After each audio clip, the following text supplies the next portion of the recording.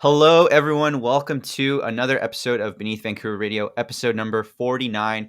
Coming back with a new webcam, new mic setup, and as you can probably see right in front of you, or if you're at least watching this on the YouTube version, if you're listening to the Spotify or Apple version, you won't be able to see the wonderful guests. That's right, plural guests that I have here today, also known as the Drunk Engineers. But I've got Kevin, Cole, and Yohan here for episode 49 of Beneath Vancouver Radio. And before I start, I would just like to give a huge thank you to all of our listeners so far. We've had a huge success the last couple of weeks. When you're tuning in, this will be kind of near the end of March, but I'm recording this in mid-February, and we've just seen some great success in the last, month and a half of 2021, and that wouldn't be possible with each and every one of you tuning in. So thank you again for doing that. But without further ado, we've got three people here, so we're going to dive right into it, kind of get into the nitty-gritty of these individuals' stories and kind of what they're doing in the community today. So let's take it away. And who are you guys today? What are you about? So I guess as the Drunk Engineers, we're a group of... Lovely name, by the way. We're a group of mechanical engineering students from UBC. And, over the last year, we've kind of developed a brand and built a community around the creative side of drinking. We're a bunch of guys that enjoy building cool stuff and also drinking and, having a good time along the way. So we figured, why not combine those two passions? And from there, we've kind of started a bit of a social media presence, built a few cool new drinking products, the most popular of which is the pump action shotgun tool. And we're looking to provide people with both entertainment and kind of new and fun ways to drink and enjoy themselves during the pandemic and in social settings when those apply. Yeah, I like that a lot. And I guess like a question that maybe some of our listeners are wondering, like, how do you guys all know each other? Like classes? Were you guys friends before? Did you guys meet at a party and were like, hey, you like to drink, I like to drink? So what's the story behind that? I mean, I want to say I know me and Yohan met in first year through some common friends. And then where we really got to know each other was second year. And for those of you that don't know, the second year for our program, which is mechanical engineering, you pretty much have the exact same schedule as every single person in your program. And so we got to spend 8 hours a day, every single day together for the 2 terms of second year. And I think that's where we really got to know each other and really figure each other out. I like that. Was it ever to the point where, I guess like a big question as well, and this goes to all three of you, like obviously there's some relationship there if you enjoy drinking, social drinking, etc., but you also want to make it fun. What was kind of like the point of where you actually got together as like a group and said like, let's actually do something and make it fun and kind of create something out of it? Yeah, well, pretty much we would spend even more than 8 hours together. I know Kevin would take us to the gym and be our own personal trainer. Not just drinking though, right? Trainer in the mornings, and then we'd go through all of our classes, and then we always had a staple at the gallery, 5 p.m. every Friday. And a couple pictures for the boys, and thinking of new business ideas. That was definitely a really fun pastime that we had, and definitely had a really interesting story of how Drunk Engineers really started, which was after our very final exam in fourth year, which was our very final exam, December of 2019. We had a couple of drinks at the gallery, and we were going to the casino that night, and that's always a good combo. Pretty buzzed on the 99 bus going from UBC to downtown Vancouver, and we were just thinking of wild ideas of, in a year from now we're going to be selling our company to Barstool and Dave Portnoy. And the funniest part was Cole was messaging. He was like, okay, I'm going to send a message, send a DM on Instagram to Portnoy, and he pulls up Big Cat, and all three of us don't even know that Big Cat is a completely different person from Dave Portnoy. So I think we still have that message in the archives to pull up whenever. Gotta shoot your shot, right? You do. And from what I've heard, and from, maybe not necessarily people on the podcast, but just chats, the best ideas definitely come when there's there's some sort of alcohol involved sometimes. So good business ideas and stuff like that. So that's always very, very interesting to hear. I know, at least for me, and I'm not too sure, maybe even some of the listeners who follow you on social have heard you before or have seen your work, etc. For me personally, I found out a lot about kind of like the work that you guys are doing during the summertime, and I think it was really there where a lot of people were starting to utilize like TikTok was starting to blow up, and definitely was kind of the new thing to try content on and stuff like that. And that's actually where I first saw your guys' TikTok. I don't know exactly what it was, but I was just like, I think I recognized Yohan in the TikTok, and I was like, wait, that's Yohan. What's he doing? And stuff like that. So I definitely was intrigued. But I guess for those like again who are tuning in, what besides like kind of the origin story and kind of saying exactly, idea really spawned from just you guys just having fun, right? And a couple of buddies just with good ideas and just bouncing off each other and stuff like that. What was kind of like those next steps, especially during the summer of 2020, where again, COVID kind of hit and, you couldn't do the usual, just going to a party and just like drinking and stuff like that we're so accustomed to. What was that kind of transition like for you guys as you were planning this product and this brand really? Yeah, so I guess the summer is really where the pump action came to life, and it started with the prototype that was made out of PVC pipes and bolts, and a very rough prototype. But kind of over the summer, we took that through the 3D printing stage, got some testers out. We actually opened up a store, I think back in June, to just see if people like this. And there was a ton of interest in it. And then that kind of caused us to really see this as an opportunity to provide people with new and exciting stuff when, there's not a lot of fun, exciting stuff going on. And we decided to run a Kickstarter in July. So then that really allowed us to, see this as a real opportunity and take it to the next level. So in those summer months, lots of content creation, lots of design work, and overall just a lot of fun. Yeah, no, that's good. Who was out of the three the one to say like, let's create a TikTok? Who was that brave TikTok soul star, that ventured into that? I'm gonna take that one. I think when we posted the first video, it was still kind of early in the year. I think it was in like Feb when we posted the first one, and everyone still laughed at TikTok for what it was. Oh yeah, that's fair. It hadn't really gotten that big push yet that it did in the summer. And we posted a couple TikToks, got decent views. And the third video we posted, we racked up over 1 million views in a day. And I remember just looking at that, and I was over at a friend's house the night that it was going viral. And we were putting in bets like, okay, what's it going to be an hour from now? And it was going up like 100,000 views an hour. And it was just crazy for us to get that much outreach so early on a platform. Right. And that's where we thought, okay, well, let's utilize this. Yet let's actually try to build up this brand and get a bit more outreach through this platform as we can. Yeah, definitely from a marketing perspective, right? TikTok, I think even still to this day, one can argue that it's still the best platform for pure organic reach.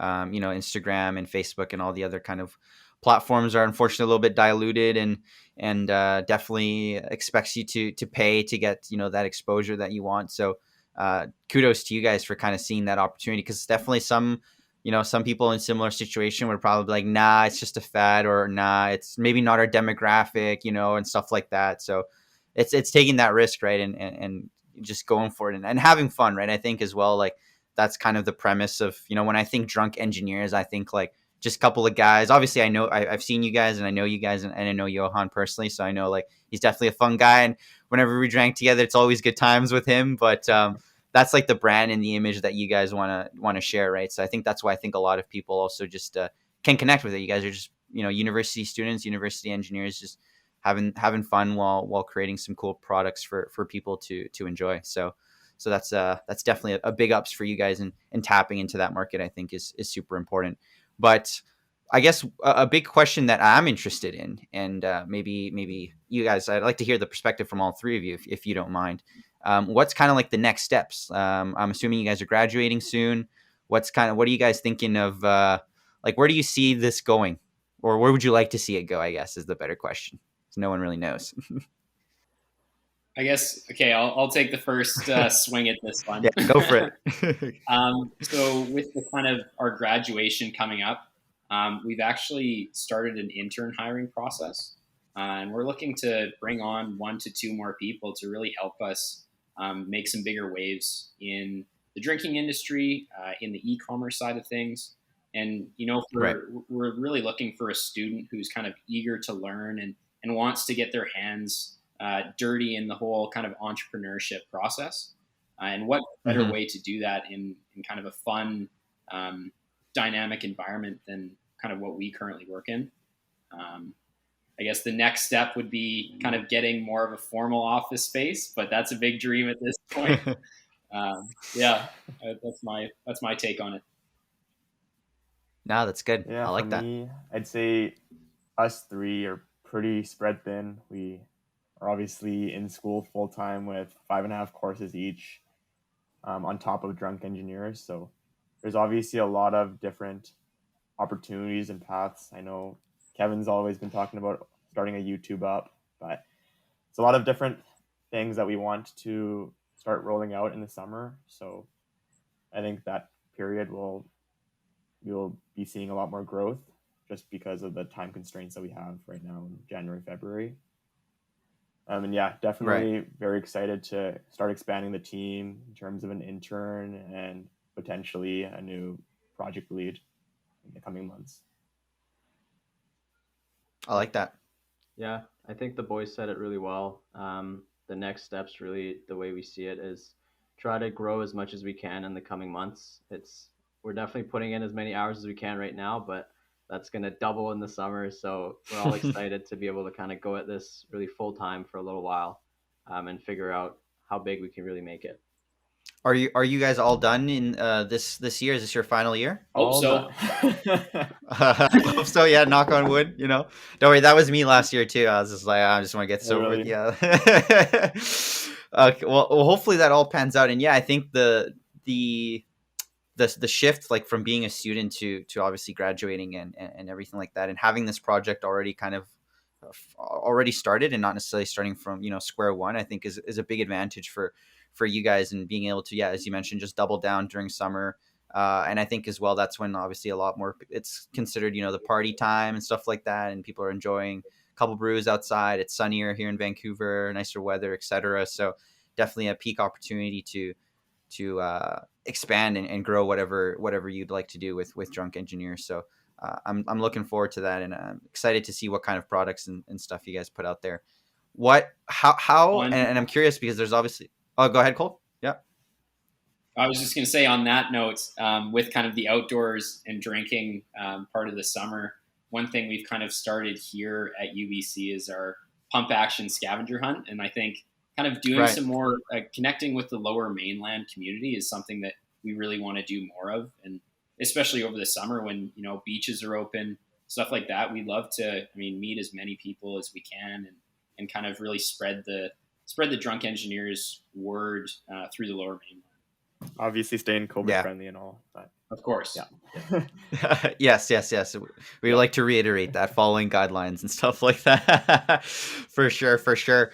I'm curious as well, just kind of switching gears, unless in the content side and more like the fun side, but more of the the nitty gritty and the behind the scenes that obviously a lot of people don't see when it comes to entrepreneurship and building a brand and a product, etc. How do you guys kind of like divvy up the work? Like, is there I'm assuming there's probably certain skill sets that one person is more like accustomed to or enjoys doing more. Kevin, it sounds like you enjoy the TikTok from, putting your hand up there and be like, yeah, we should probably post something there. So how do you guys like divide the work and making sure that, I guess, it's fair, but at the same time that everyone has like a voice in the stuff that you do as a collective? Yeah, I'd say one thing that's really great and something that we've been able to figure out really well is the specific roles and responsibilities that we all fit in. I remember having this discussion a few months back with the guys, and I think this is really something that you have to figure out as you do the work. And I know, speaking for myself, kind of some of the nitty gritty that takes place other than TikTok. Yeah, there's definitely a lot of brand partnerships, a lot of strategic connections that we have to make. and that's somewhere that I've been spending some good time into, Mm-hmm. a good amount of outreach, and just sort of setting up the business in terms of where it needs to be and how we can get there. In terms of the strategy is another side of the things that I tend to work on. Nice. Yeah, I'd like to speak more about the summer where every Saturday we'd actually meet up at Kevin's place. Him and his family would cook us a nice lunch meal to refuel during the day. And what we would do is we would print out. So we actually did a limited release of pump actions in the summer, where we bought around 5 3D printers and printed full time. And this is definitely behind the scenes because it definitely added a couple of years on each of our lives. Just failed prints, some of the fits being a little loose, and just some of the print layers not forming correctly. So we would always converge every Saturday and put these together, fulfill all of these orders, and that would take around 7 to 8 hours every Saturday. And it was Wow. definitely really fun because that was kind of our break from a full-time internship that we all had, and the time for us to Mm-hmm. all get together, shoot a couple videos of content in Kev's backyard, and fulfill some orders while we're at it. So All the packaging and the boxes and the tape and the printing the labels. Yeah, I think at the time we thought it was something. It was like, oh, this is taking forever. But looking back on it, I think it was a really cool part of the journey, and makes us appreciate kind of where we've come since then. Definitely. Yeah, I think like when it comes to anything really, personal projects, side hustles, whatever you want to call it, seeing like the fruits of your labor and starting, from really nothing to where you guys are right now, and just being able to reflect on that, I think is super important. Obviously, as you guys know, like as entrepreneurs, you obviously want to keep chasing the next best thing and kind of keep climbing that ladder. But sometimes I think we forget to kind of just take a look back and, I'm already like 200 steps up on this ladder, right? And I was only at zero about a year ago, I guess, for you guys. sure. So Yeah. it's important to just reflect and enjoy kind of everything that's been going on. What this is more again kind of on that topic of more behind the scenes and everything like that. What would you say when it comes to working in like a group of three, which is I think usually an average like co-founder number of people, around 2 to 3, maybe 4. What would you guys consider it to be like a strength or a weakness when it comes to working in a group of 3?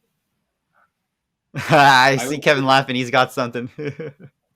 I would say from the strength part of it, it's so nice to have, if there's ever something where there's a dilemma or debate where there's kind of two sides, having that third party to weigh in. I can't tell you the how many mediator. times that has, it goes a long ways. No, that's good. I would like to say that the weakness, kind of very similar to the strength that Cole brought up, is that we are all very similar in terms of the way that we think. And so when there isn't a difference in opinion, we just kind of all agree on it, and we're like, "Yep, this is the greatest idea." And then it's not until a fourth mind comes in that's different to ours that we realize, okay, yeah, maybe we're kind of missing a few things here. I like that. With Yohan, anything with to that add? actually being said, I'd like to formally introduce. We have an Australian associate that helps a lot with the marketing and e-commerce side of things. His name's Taylor.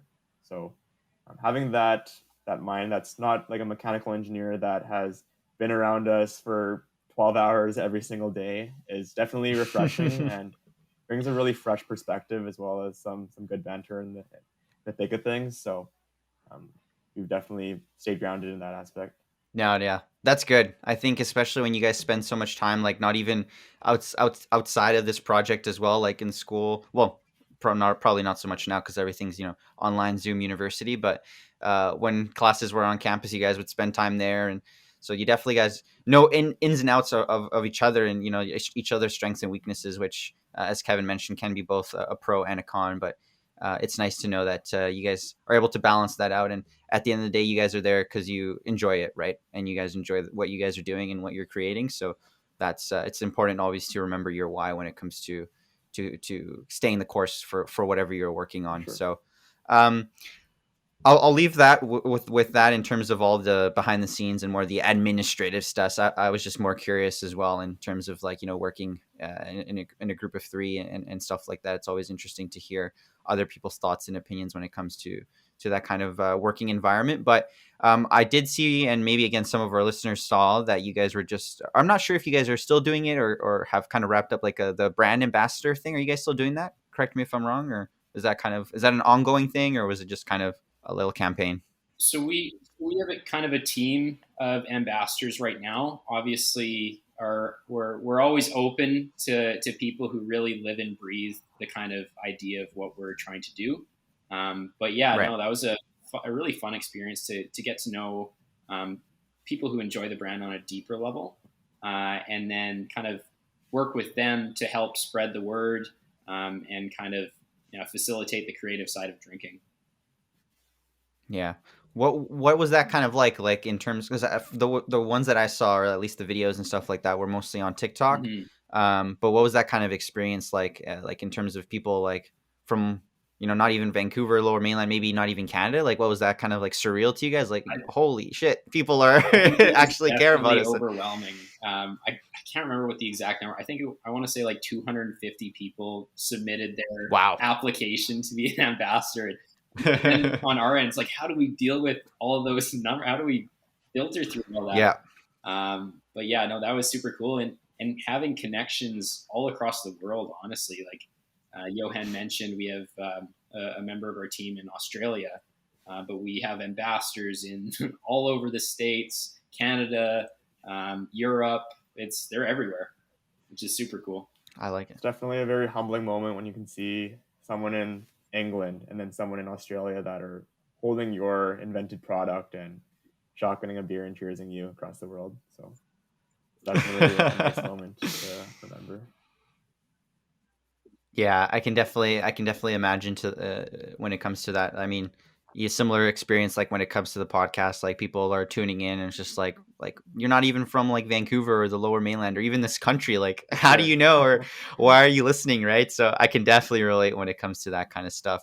It's definitely very, very humbling, and also just kind of nice little warm fuzzy feeling in your heart of like, you've impacted someone in one way or another. So that's always very important. I'm curious as well, and again, just trying to get to know you guys a little bit more on your interests, I guess, outside of, obviously, we all know you enjoy drinking, but any kind of like other hobbies that you guys do that maybe someone wouldn't have thought otherwise, or something like that, like a little hidden secret or talent even. That doesn't have to be a hobby. Ooh, that's a tough one. I mean, I will say that I'm the only one that's not from the Vancouver area. So I'm originally from Alberta. So I guess I'm a prairie boy at heart. and with that comes kind of the hockey or the outdoors. Golf. I think I'm the only one here that really golfs. Yohan, I don't know. I've never played against you, but. All right. I know golfing was kind of relatively a big thing during the summer. At least I saw almost everyone just going to the range and the course and stuff like that. Definitely became the trend this summer 2020. I didn't mean to put you guys on the spot. If you can't think of anything, that's all good. Kevin, do you have something? Some things to add, like people definitely know that I'm into working out. That's one thing that's kind of from the creatine shotguns. Yeah. From some of the shotguns that you see in some of the videos. I'm pretty into building things, which I think is pretty apparent, but kind of combine the two with one of the builds we did over the summer. Built myself a nice home gym out of concrete, which some people might not have seen. So that's another side of Kevin that people might not know about. That's pretty cool, man.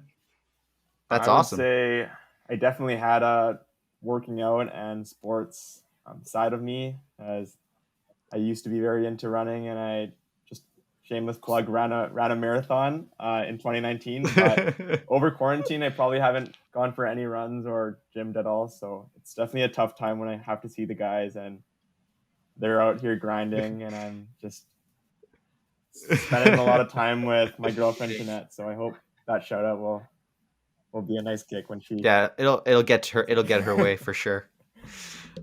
Nice, man. I like to hear that. And I guess the one of the questions before we kind of dive into a different topic here, and this has got to be 100% honest, no BS. Which one of all three of you is the best one at shotgunning?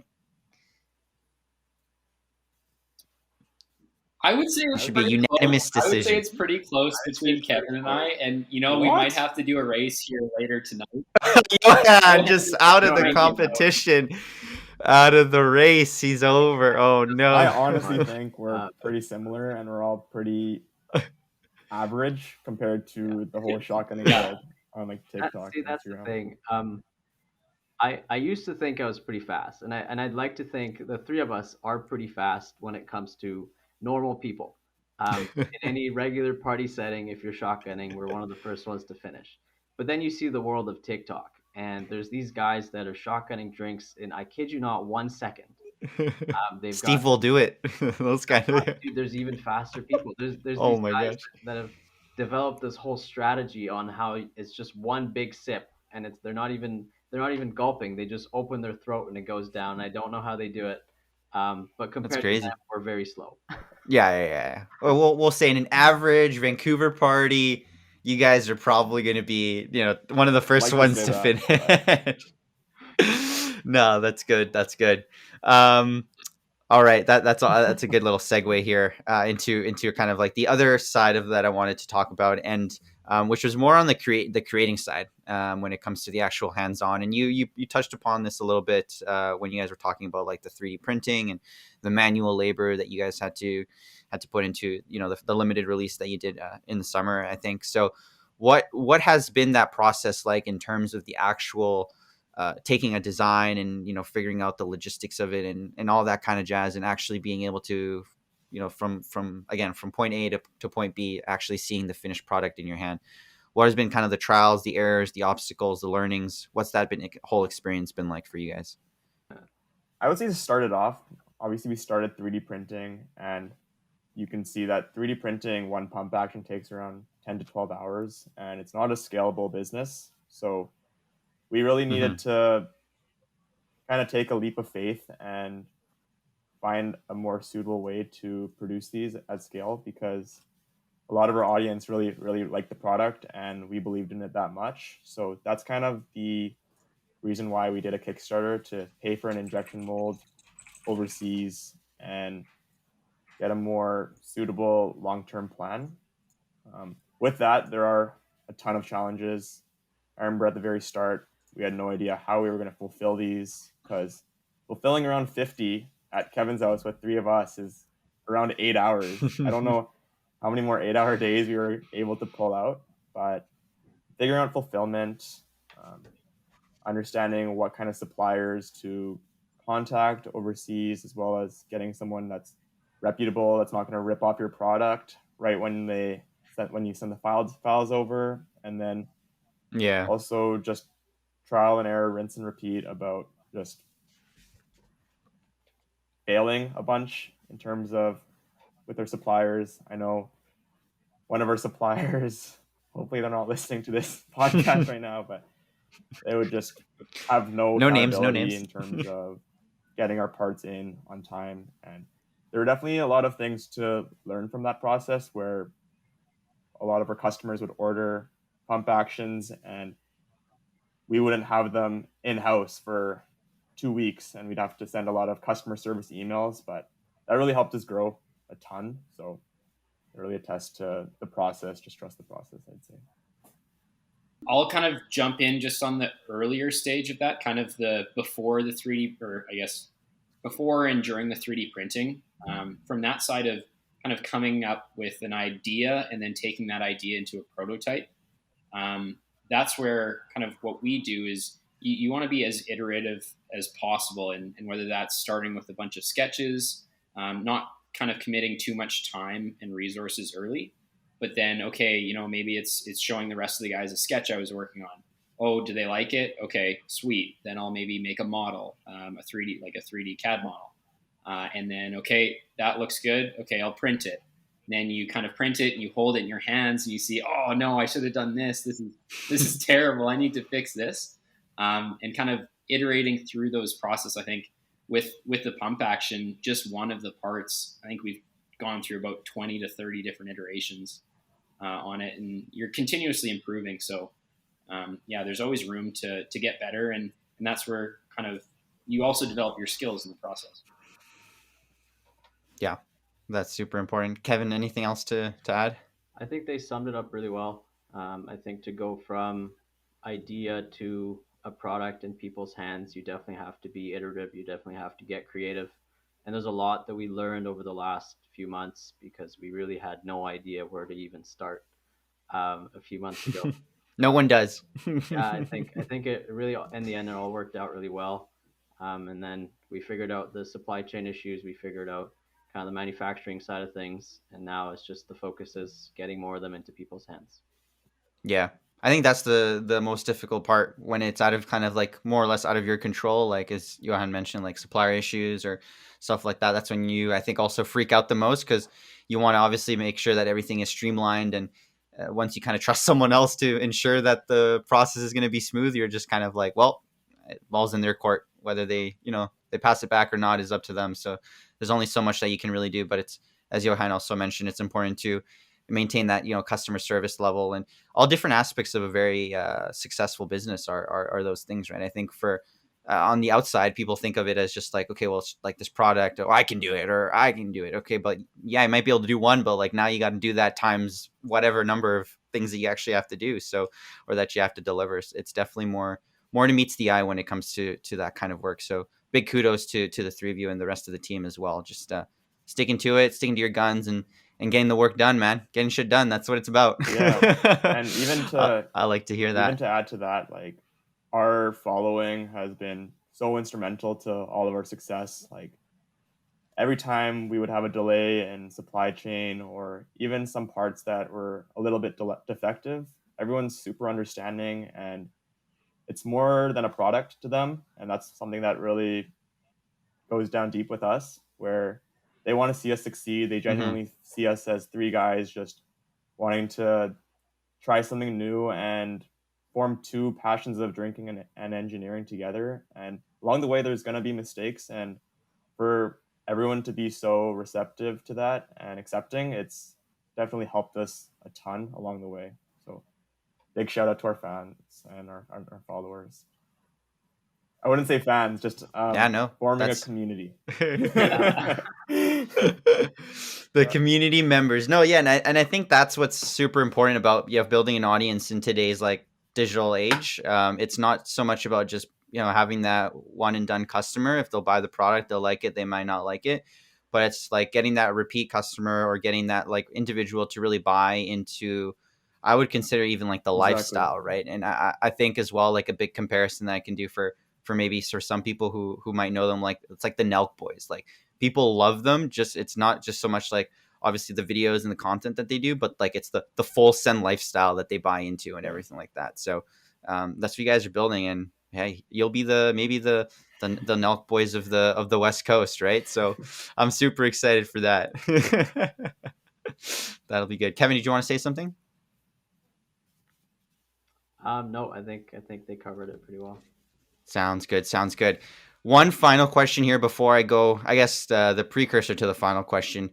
I'm curious as well to know kind of like, and individually for each of you, what has been your biggest kind of like milestone or success so far with like Drunk Engineers? Kind of like a moment where you took a step back and again reflected and I was just like, holy shit, we're here, or like we achieved this, or something like that. It can be personable or as a collective. I would definitely say personally, my most humbling and proud moment is to just see people in 4 to 5 different countries across 3 different continents holding a product that I conceptualized with the boys and we all developed together. I think that's really surreal, just seeing like someone enjoying something that you created. And then in the past month, we actually hit 6 figures in revenue. So just seeing the cash in the bank is definitely a nice proud moment as well. Just to see that we've actually validated a product.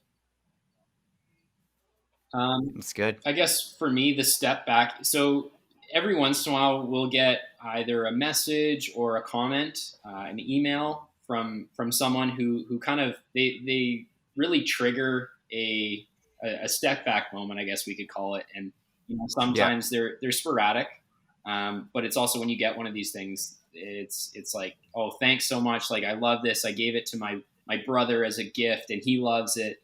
And it just really kind of enforces that idea that, we are kind of taking an idea and really bringing that idea to life. And it's an idea that people enjoy.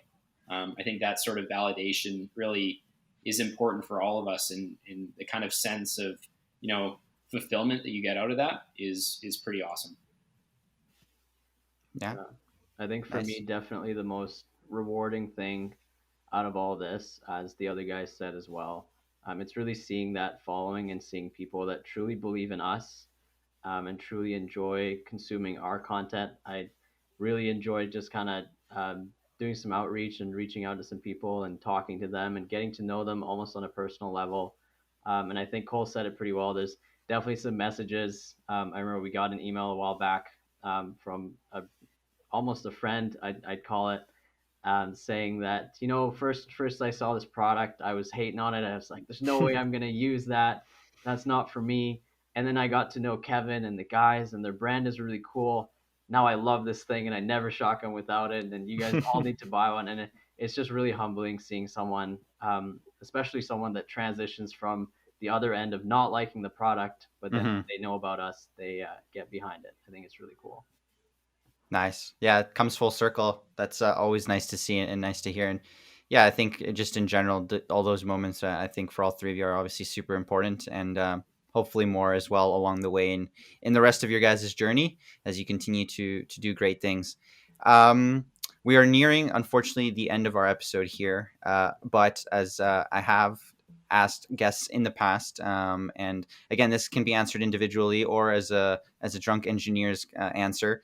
But what piece of advice would you give to your younger self, or selves, I guess I should say, proper grammar here. So yeah, what piece of advice would you give to your younger selves? I guess I'll take this one first. I would say do as much. If you ever have an opportunity to be creative, if there's kind of the two paths, I mean, that's pretty stereotypical, but always take the path. The fork in the road. Yeah, exactly. Always take the path where you have an opportunity to be creative, and do something that you enjoy doing.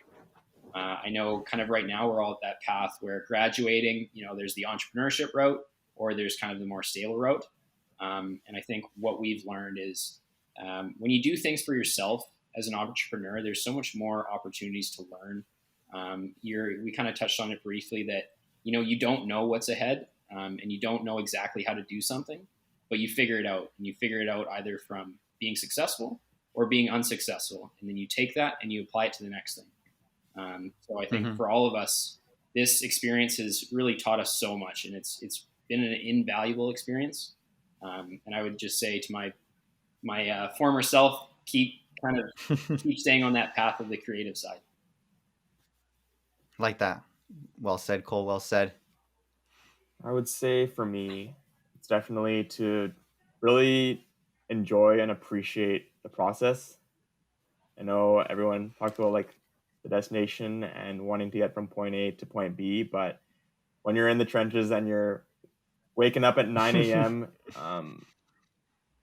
going to Kevin's house to fulfill Kickstarter orders and finishing up at 10 p.m., it's really those kind of moments where you take a nice selfie that hopefully you'll be looking back on in 3 or 4 years and really remembering that memory for life. So just sometimes it's really nice to just take a step back and really appreciate the state where you're in. And obviously it's very normal for humans to always be shooting for that next step and always aspiring to be a bit better, but there's always times to pat yourselves on the back and just appreciate and just soak it all in. Yeah, well said as well, Yohan. Thank you. Kevin, you're the last one. No pressure. I think they already took a good one. So I would say keep doing what you're doing. I wouldn't really change a thing. I think everything that really happens forms you into who you are, and I wouldn't change a bit of it. One thing I would kind of wish I did more of would be take risks. I think it's often pretty scary to think of a failure and not want to be in that situation. But I think it's really important to take those risks and fail early and fail fast, because all you do end of the day is you learn from it, and the outcomes are not as extreme as you imagine them in your head. So that's the big That's one. right.